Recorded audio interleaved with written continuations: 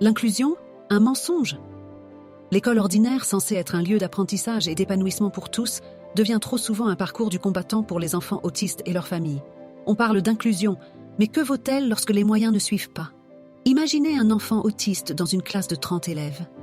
Il est là, assis, perdu dans un brouhaha insupportable. La maîtresse parle trop vite, il ne comprend pas. Il voudrait se lever, bouger, mais il n'en a pas le droit. Il finit par se renfermer ou explose, et on lui reproche son comportement.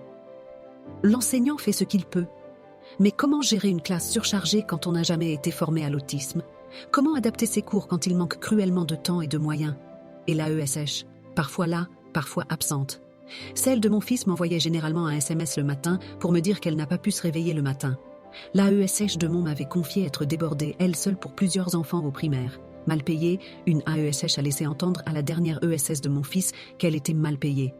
Mon Dieu, j'étais scandalisée d'entendre de tels propos à une ESS non formée. Ces accompagnants sont censés être les piliers de l'inclusion, mais pourquoi ces écoles acceptent-ils de jouer au jeu de la pseudo-inclusion? Résultat, nos enfants sont en classe, mais n'apprennent pas. Le mien, on le laissait devant un ordinateur jusqu'à ce que je m'en rende compte.